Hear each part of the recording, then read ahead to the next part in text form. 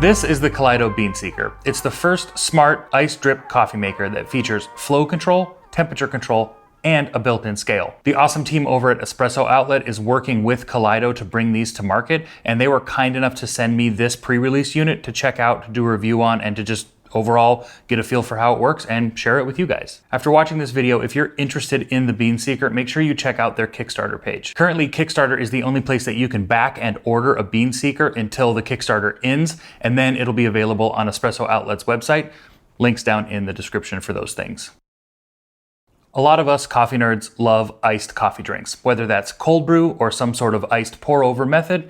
They can be absolutely delicious, but sometimes they are frustrating to make, especially cold brew, which can take a long time. Waiting 12 or 24 hours while cold brew steeps on your kitchen counter or in your refrigerator is kind of a bummer. So that's where the Bean Seeker comes in. You can make delicious, complex tasting, refreshing iced coffee at home much faster and easier. One thing that's always bothered me about cold brew is that it seems like they all kind of taste the same, or at least very similar. When you do long cold immersion extraction, the coffees all sort of seem to have a similar flavor profile in the end, and they all seem to kind of have a little bit of a muddiness to them that isn't always great. If I make iced coffee at home or get it from one of my favorite shops that I like to visit, I usually get an iced pour over, like the Japanese style pour over or a flash brew. I like the more identifiable and delicate flavor notes that you get with it, not unlike a good pour over, just cold. So the thing that I really like about the Bean Seeker is the flavors you get with it, which ultimately is the most important thing. With the Bean Seeker having a slow and controlled drip, it really widens and opens up the flavor profile of cold coffee, bringing out more of the good acidity, fruit notes, and floralness of a coffee.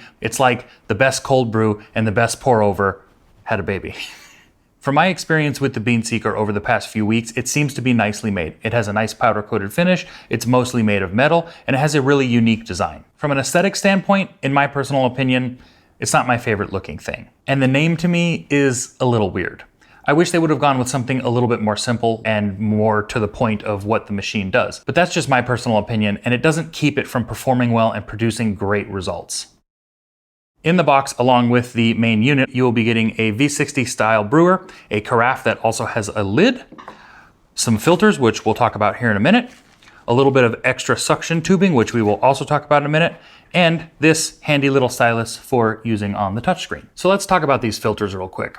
Supposedly these filters are paper, and I guess I can kind of sort of see how they're paper, but they sort of also feel like a fabric to me. They do not feel like a standard, coffee filter that I've had, especially not like a V60 style filter. Supposedly these are good filters. I know some people out there have been using them and liking them. I didn't feel like they had very good flow. I wasn't sure if you were supposed to rinse these filters before starting it. So the first time I used this, I did, put this filter in the brewer here and ran it under the sink just to kind of rinse it. And it didn't seem like it flowed very well. The whole thing had water pooled up in it and it was barely really dripping anything out the bottom. So I wasn't sure about it, but I went ahead and used it anyways, and it seemed to work perfectly fine. The first brew I did with this tasted just fine with no issues. So I think these filters are probably perfectly fine. However, I've been using just a standard V60 filter or even the Sybaris like fast flow filters with it and been getting really great results as well. So it does come with these filters if you want to use them. I was just sort of a little weirded out by these, but maybe that's just me. The other filter that they give you are these little round paper filters, and these are to go on top of your coffee bed, and it sort of acts like a dispersion screen, and it helps just disperse the water flow more evenly through the coffee grounds instead of the drip just hammering a hole right in the center of the coffee bed. It hits this first and then kind of disperses out. They give you these, which is great, but I think also AeroPress filters work really well if you don't have any more of these. The menu of the Bean Seeker is really simple and easy to navigate. There's really only 2 pages. There's the main page where you input all your brew parameters, which we will talk more about in depth in a few minutes.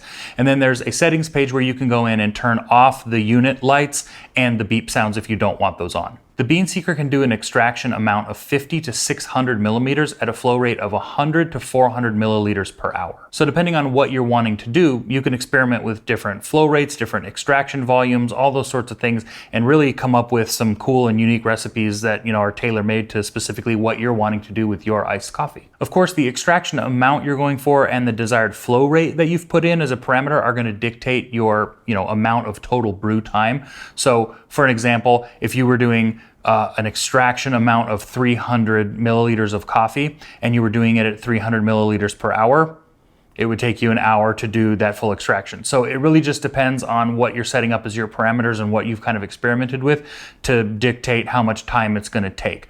I'm usually doing somewhere in the ballpark of like an hour and a half to 2 hours. I've tried some longer extractions to make concentrates up to like 3 hours, and it works really well. So it's really just boils down to you kind of playing around with it, figuring out what works best for what your taste preferences are and the types of coffees that you're, brewing. So the Bean Seeker does not have an onboard water tank. You have to supply your own vessel for the water. I'm using this glass container here that came with my Lotus water kit. I believe this is 400 milliliters, which works out really well because I'm generally only doing about 350 milliliters. So one thing you're going to want to keep in mind is you're going to want to utilize a vessel for your water that holds more than what you're wanting to extract, just to make sure you have enough water in here and you don't run it dry. But I've just been using this one, and the suction tube that they provide for you just goes down into your vessel. It touches the bottom, and then there's a fitting on the back here that this suction tube plugs into that you will install and set up before you turn the machine on and input your brew parameters. And like I mentioned earlier, they do give you extra of the suction tube if you ever need to change it out for some reason. You've got some extras. So let's run through setting up and starting a brew. First thing I always do is make sure I have my water container filled up here. And one thing that I didn't touch on yet that's important to keep in mind, just like brewing coffee in any scenario, the water you're using matters. So for me, I'm using Lotus water, which is distilled water with Lotus water, coffee extraction or coffee brewing minerals added in to the recipe that I like to use for filter brewing. So just use the best water that you can use for this, and it's going to give you, an even better chance of having great results with this, just like with brewing any type of coffee in any brewing situation. So the first thing I do is just, like I said, fill this up. I've already got my silicone tube, inserted in here, but I will put this behind the machine and plug in the silicone tube here. So in the main menu screen here, this is where you're going to set up your brew parameters. So you've got your extraction volume, your flow rate, your water temperature, and a little section down here for your scale where it'll show you the current weight, and you can zero out the scale, which is important, and we'll talk about that a little bit more in a second. Under the water temp section here, this actually has a built-in chiller. So even though it's called an ice dripper, you don't have to put any ice in this thing anywhere in your vessel that you're using to hold your water or anywhere else. It has a built-in chiller, so it's gonna chill that incoming water for you, which is really cool. So to get started here, we're gonna set up, let's say we're gonna do a 300 milliliter extraction volume, which means this machine is going to dispense 300 milliliters of water down into the carafe through your coffee bed. And we're going to have this set up just for easy math. Again, we're going to do this at 300 milliliters per hour flow rate, which means it's going to take roughly an hour to dispense that 300 milliliters of water. So pretty straightforward, pretty simple. Once you have all that set up, you're going to want to make sure your scale is taired with the carafe on it. Just like any scale, if you have it zeroed out before you put the object on it, it's going to tell you the weight of the object. So just in case you were curious, this carafe weighs 216 grams.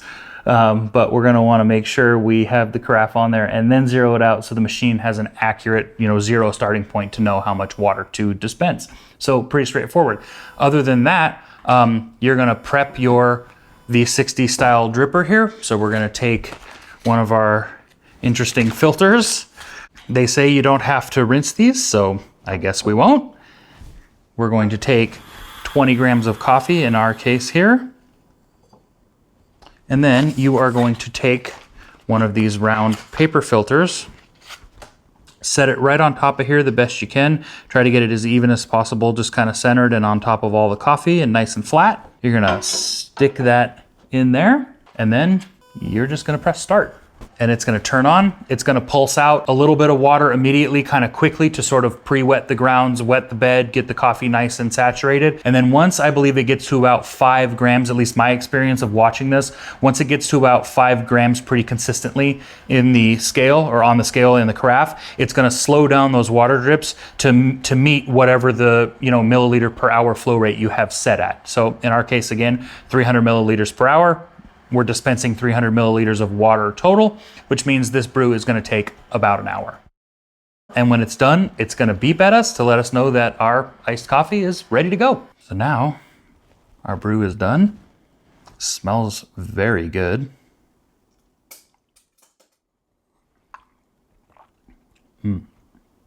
That's really good. That's very good. That is really refreshing, like really good clarity of flavors. This one does have some good richness to it, kind of like, again, like cold brew, but it doesn't have any of that muddiness that sometimes accompanies a cold brew, or is inherent in a cold brew, I should say. You can really just taste the good flavors of this particular coffee, which is some just really good like cherry and stone fruit notes, good floral, good sweetness. That is fantastic. So I do think this is an innovative and, really cool idea and design.